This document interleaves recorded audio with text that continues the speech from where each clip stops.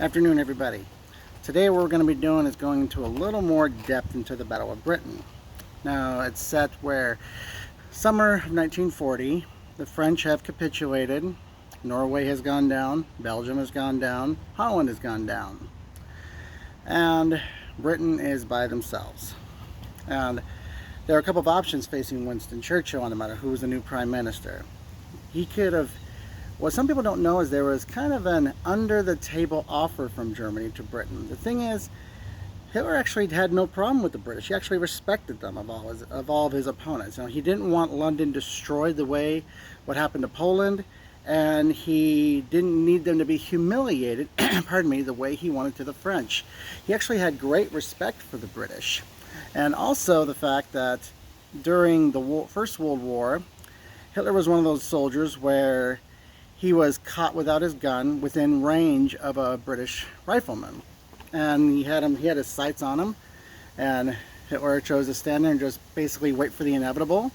But the British soldier chose to not shoot an unarmed man, and so he lowered his gun, and Hitler nodded in thanks and went back to his lines. And of course that only helped fuel Hitler's messianic attitude. But that was a sign, that was one of the things that helped earn the respect of Hitler toward the British. They didn't have so much inhumane attitude toward them that like the French did.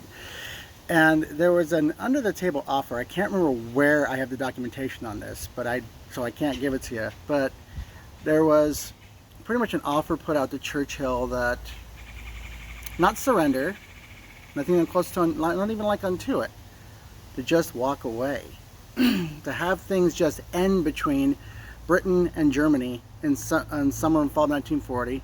Neither side claiming victory, both sides just saying, okay, we're done, going our separate ways. That was pretty much the offer that was indirectly given to Churchill. Of course, Churchill did not take it.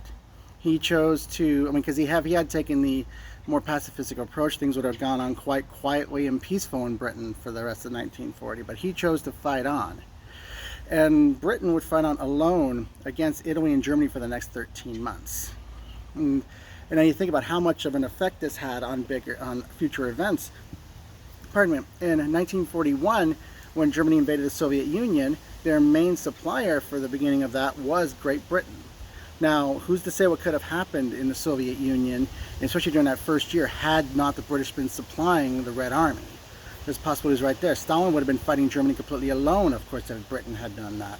And who's to say how things would have been affected when the United States finally did come into the war later that year? So it could be said hats off to Winston Churchill for choosing to fight on when a lot of other people wouldn't. So there you go.